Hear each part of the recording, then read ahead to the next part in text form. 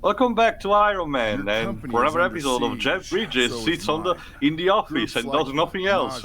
Oh my god, his facial hair! What is up with it vanishing and reappearing? The mustache part, specifically. Don't worry about it. Basically, this is the point of the movie where he's commissioning the 10 rings to find the rest of the Iron Man armor, the Mark 1. So, do they actually explain his evil motivations in this better than the film?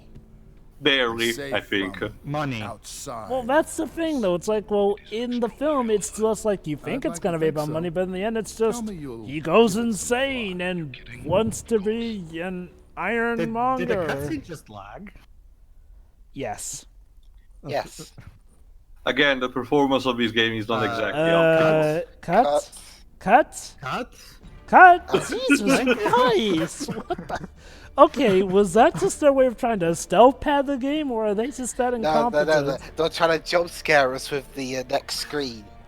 Anyway, now it's time to destroy the major of the Maggia compound. Oh yeah, right, the Maggia, they were totally Well, that's the there thing, all Java. the This is the time. last part that involves the Maggia. After that, we're gone from the story. You know, were the Maggia even a thing in the comics? Yes, Jova. Remember, Jova, well, in general, the Maggia has always been an important, thorn in the side of a lot of superheroes, including Iron Man. Remember, Madame Mask is a frequent adversary of Tony. Although, why not do the obvious one and just have it be AIM? AIM, I think it's in the next game. Oh, really? Or well, I think it's foreshadowed also in this one too. They do know how to throw a good party. Should have known. Oh my god. The I blooming swear, effect, Jesus Christ. the glare on that armor is terrible. Is it? Dear Lord. Like, seriously, Joe this... brought up a good point earlier. Like his mustache in the cutscene disappeared for a moment. Like, how does that even happen? That's also another thing, Taylor. That's the thing. The cutscenes that you see are not in real-time game with the game engine. They are pre-recorded FMVs. So somebody had to program it as Yeah, such. that means that someone actually had to go out of their way to remove the mustache for like a second. Or I guess the Alpha and Omega, free. Not just that. The cutscene happened. The clipping happened. No one noticed, or wasn't, caring enough to edit that properly. Oh yeah, by the way, Jova, Whitney Frost is in the game just for this mission as a mission control voice. Why even? Is it to throw the comic book fans a bone? If so, Yes, that's a pretty in case you weak don't know, bone. Whitney Frost is an important figure of the Maggia who, for a while at least, becomes the identity of the supervillain Madame Mask. Don't get too fret about her. She's just a girl with a mask and a pistol. That's literally it. And yet There's she's nothing more... special about her. And yet she's more of a threat in the comics. Like I said, the Maggia, when you get down to it, the Maggia is just a pathetic bunch of losers, aside from one or two major players like Count Nefaria, because face it, they're a bunch of gangsters in a world with people that roam around with superpowers. What chance do they have? So, Jova, maybe we can go with Bobshaw's theory from Omega and Free as well. Whoever was rendering the cutscene decided to remove side them. objective. Basically, sorry, Pedro, let me give you a second. The side objective is for occasionally, while you're trying to destroy the compound, the Maggia will try to launch missiles in order to inflict some casualties among the civilians. If you don't stop the missiles, you will lose the side objective. However, as you can see, destroy the missile in time is a pain in the ass. So, and basically, once again, the game is making me feel sorry because I couldn't complete it enough in enough time. You know, game, maybe you should properly program before you try and why chew I'm us being out. bombarded constantly by missiles. Jesus Christ. I mean, go on, Pedro. But yeah, Joe, but should we go with Bobshaw's theory for Alpha and Omega 3 as well, where one of the programmers decided to remove the mustache from that cutscene just to see if the director would catch it, and apparently he didn't. Probably. Also, the whole boost effect thing, while it looks fine now, whenever it goes into that giant hyper boost thing, it doesn't even look like it's connected to Tony's feet properly. Second missile launch sequence initiated. Oh, not another one. But yeah, Jova, that's also another. Well, not in Jova, but also in general. That's another thing. Again, when it comes instead to the counterpart in DC universe, mainly the Falcone family. Yes, it's pronounced Falcone, no Falcone. Get over it. I guess it makes a bit more sense because Gotham. Also, yeah, I got KO'd. By the way, yeah, since I got KO'd, let me tell you, where you have a set of continues here. Once your health reaches 0, you may not notice, but because your HQ is so cramped with stuff, but those tiny cyan small bars at the very bottom represents your life system. So now I'm basically down to 3. So the game is relatively generous, but at the same time it uses that as an excuse to pummel you with absolute everything that it has. It's a pain in the ass.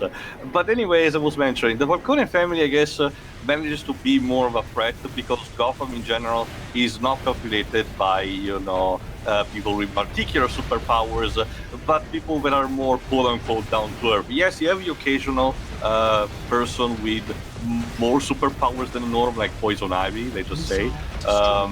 But most people are like the Batman or the Joker, Penguin, Two-Face, who are at the end of the day just people with tools and gadgets at best. So I guess in that context, a mafia family makes more sense. But in the Marvel universe, absolutely not. That's why you need people like Hammerhead or Count Nefaria, because otherwise they will really stand no chance.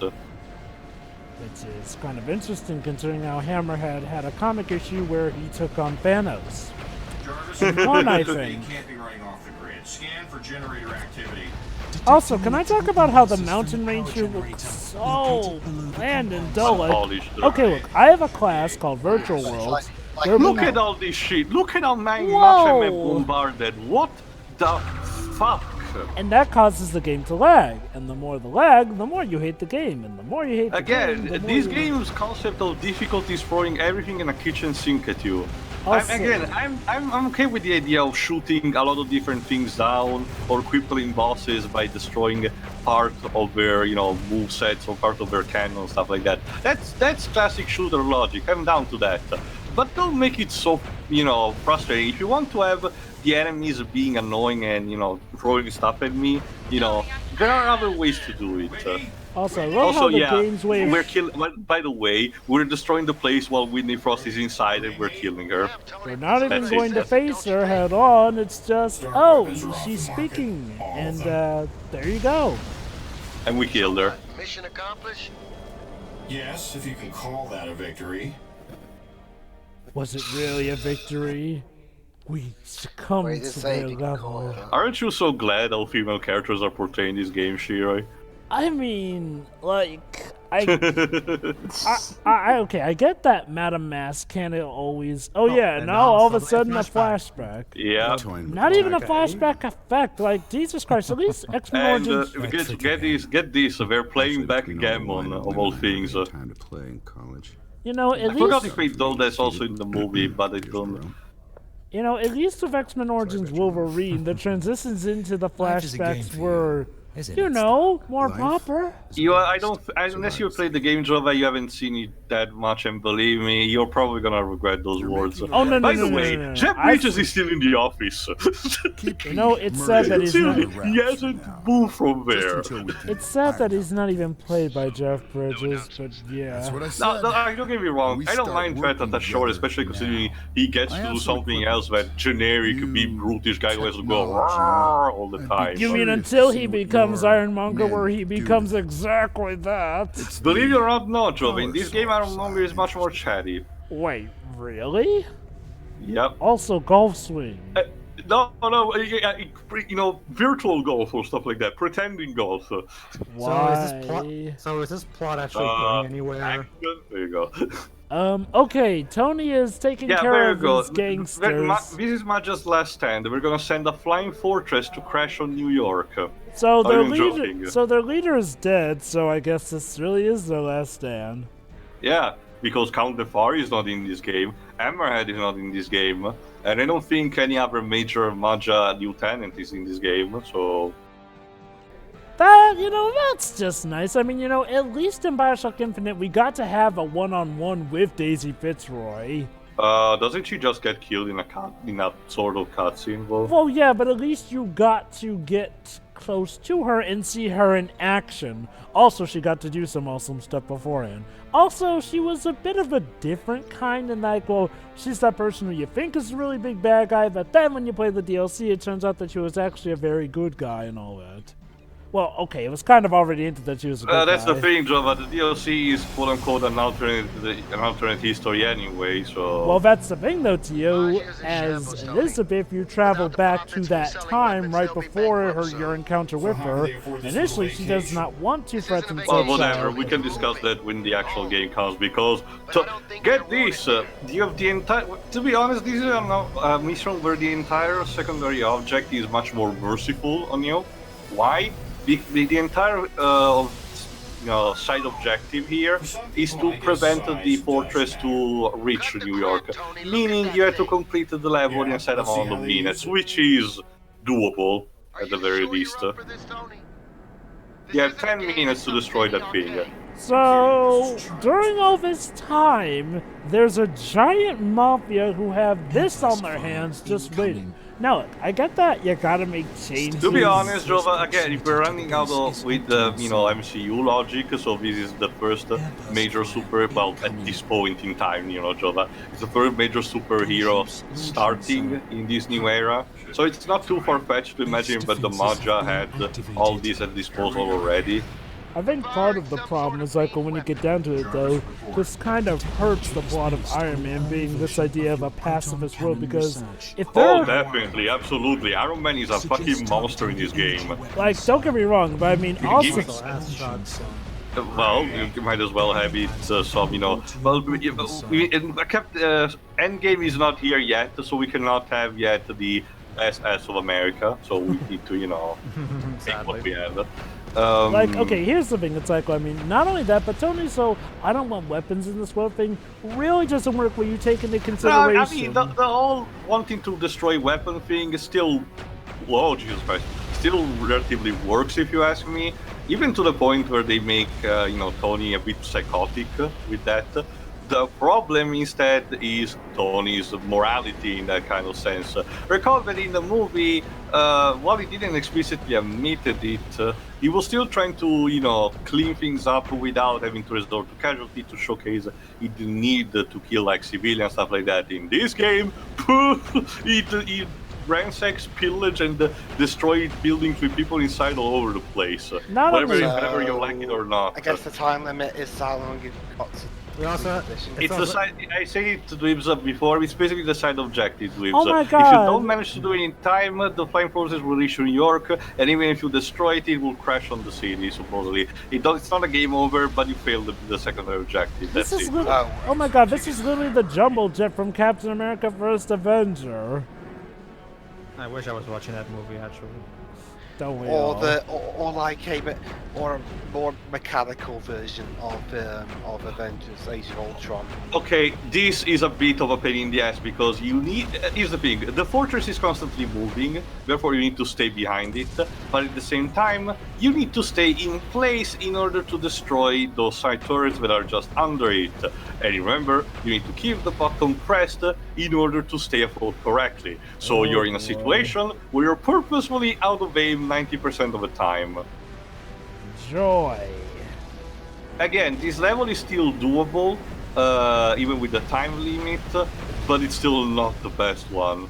Honestly, I don't think there's a decent level in this entire game, to be honest. Back to my bit. Maybe later. Also, am I the one who's annoyed by Tony turning a shade of black and blue with the armor thing for some reason?